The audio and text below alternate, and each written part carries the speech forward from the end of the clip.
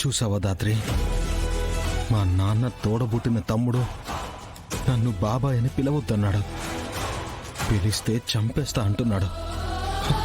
నేను వాళ్ళల్లో ఒక్కరిని అని వాళ్ళకి అర్థం కావాలంటే నేనేం చేయాలి దాత్రి?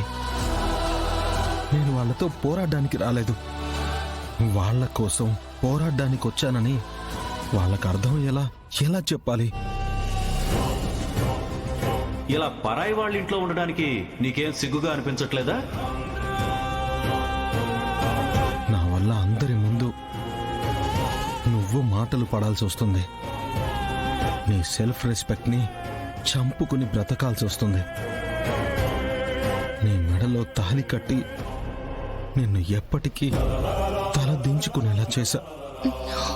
సారీ దాత్రి, నేను నీ మెడలో తాళి కట్టకుండా. ఆ మాట మాత్రం అనకు కేదార్, ప్లీజ్. మన పెళ్ళి ఒక తప్పు కాదు. ఇద్దరం లైఫ్ లాంగ్ ఒకరి కష్టాల్లో ఒకరు తోడుగా ఉంటామని మొదలుపెట్టిన ప్రయాణం ఇది. నీ భార్యగా ఉండడం నాకు అవమానం కాదు, గౌరవం. నువ్వు తాళి కట్టేటప్పుడు తప్ప నువ్వు నా పక్కనుండగా నేను ఈ రోజు తలదించుకోలేదు. సో ప్లీజ్, నువ్వెప్పుడు అలా అనకు. అయినా ఇప్పుడు మనకి బాధపడే టైం లేదు. 24 గంటల్లో మనం సాక్ష్యాలు సంపాదించలేకపోతే మనం ఇంట్లో నుంచి బయటికి వెళ్ళిపోవాలి. సో ఇప్పుడు మనం సాక్ష్యం గురించి ఆలోచించాలి. ఎక్కడుందో తెలియని సాక్ష్యం గురించి ఎలా ఆలోచించగలం దాత్రి? ఎక్కడుంటుందో అన్న దాని గురించైనా మనం ఆలోచించాలి కేదార్. ఇంత పెద్ద పరీక్ష పెట్టినా ఆ దేవుడు దానికి సమాధానం కూడా మనకి దగ్గరలోనే పెట్టుంటాడు.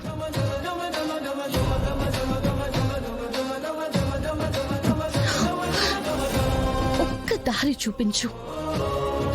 సాక్ష్యం సంపాదించడం ఎంత కష్టమైనా మేం సంపాదించుకుంటాం. ఒక్క దారి.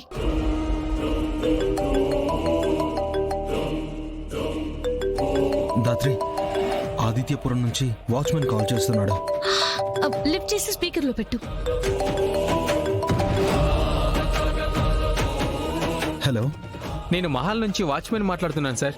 మీతో ఒక ముఖ్యమైన విషయం చెప్పడానికి ఫోన్ చేశాను సార్. సుహాసినమ్మ కొడుకు తన కుటుంబాన్ని వెతుక్కుంటూ తిరిగి వచ్చారని తెలుసుకొని మిమ్మల్ని కలవడానికి వస్తున్నానని కబురు పంపారు సార్.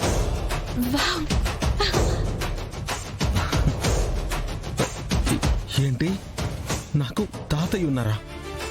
నన్ను కలవడానికి వస్తున్నారా? ఎప్పుడు వస్తున్నారు?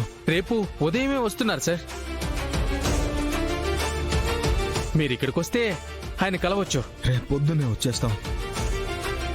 తాతకి కావాల్సినవన్నీ దగ్గరుండి చూసుకో. సరే సార్. చెప్పానా, ఆ దేవుడి మీద నమ్మకం ఉంటే ఆయన మన సమస్యకి సమాధానం ఇస్తాడు అని. ఇప్పుడు చూసావా, 25 ఏళ్ల తర్వాత నీ కోసమే, నీ కష్టం తీర్చడం కోసమే మీ తాతయ్యని నువ్వు వెతుక్కుంటూ వస్తున్నారు. నమ్మడానికి చాలా కష్టంగా ఉంది దాత్రి. మా తాతయ్య బ్రతికున్నాడు, మా అమ్మ వాళ్ళ నాన్న బ్రతికే ఉన్నాడు. ఇంకా ఎవరు అవునన్నా కాదన్నా. నమస్కారం అమ్మా. నమస్కారం బాబు. నమస్తే అండి. ఇక్కడే ఉన్నారు, లోపలికి వెళ్దాం పదండి. పెద్దయ్య గారు వచ్చాక వెళ్దాం బాబు. తాతయ్య గారు వచ్చేసరికి లేట్ అవుతుంది. ఎంతసేపని ఇలాగే నించుంటారు? సుహాసినమ్మ పెద్దయ్య గారి దయ వల్లనే ఈ ఊరు నిలబడిందమ్మా. కరువుకు కాటికి చేరాల్సిన మమ్మల్ని వాళ్ళే ఆదరించి ఆదుకున్నారు. ఆయన కోసం ఈ కొంతసేపు నిల్చోలేమా?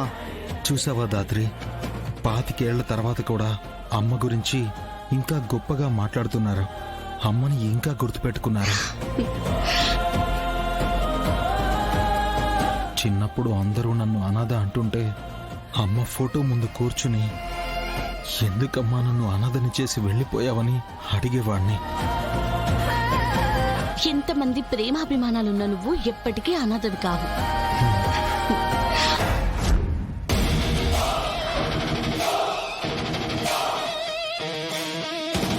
ఏమి చెప్పకుండా ఆదిత్యపురానికి తీసుకొచ్చావండి బాబాయ్? అటు చూడు.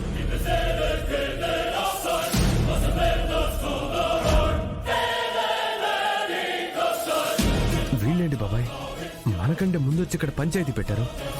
సాక్ష్యాలు దొరికాయా? అవును. మరి ఇంకా ఇక్కడేం చేస్తున్నాం బాబాయ్? వెళ్ళే సాక్ష్యాలు నాశనం చేద్దాం. వాణ్ణి మాత్రం మన ఇంట్లో ఉండనివ్వకూడదు. పద బాబాయ్. భాగ్యవరాజ్, సాక్ష్యం ఇంకా రాలేదు.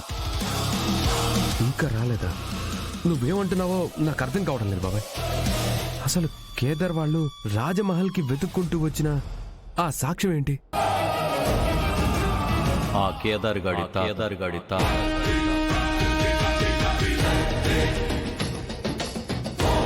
కేదార్కి తాతున్నాడా? వాళ్ళమ్మ చనిపోయాక ఊరొదిలి వెళ్ళిపోయాడు.